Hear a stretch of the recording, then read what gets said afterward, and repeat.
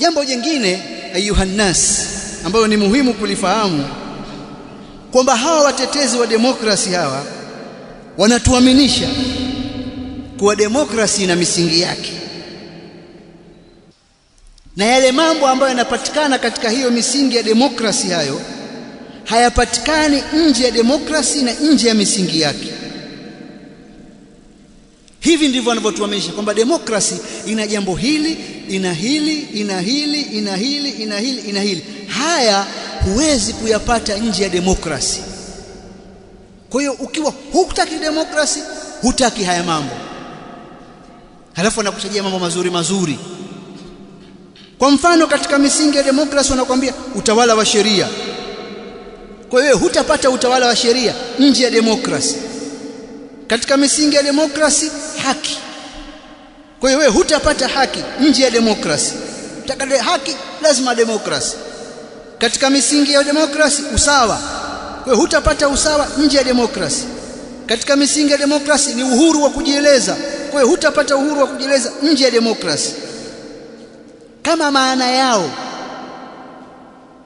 katika jambo hili na mambo haya wanayoyataja, tafsiri yao ni ile ile ambayo wao wanaizungumza katika demokrasia, yaani kama utawala wa sheria ule ule wanaozungumza wao, na sio utawala wa sheria kama dhana. Kama maana yao ndio hiyo, ni kweli,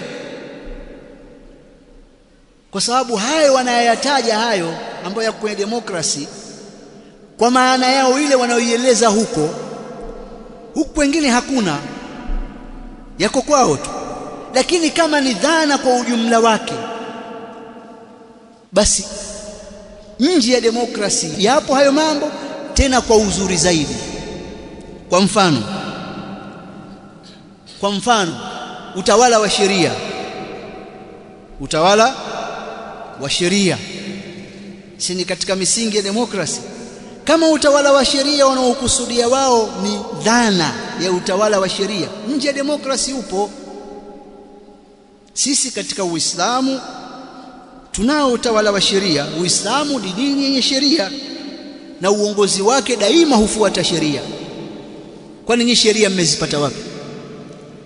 Hizi taratibu na kanuni hizi mmezipata wapi?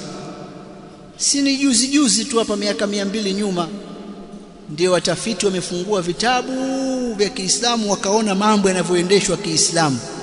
Siku nyingi Uislamu ushazungumza kuhusu mambo ya jinai.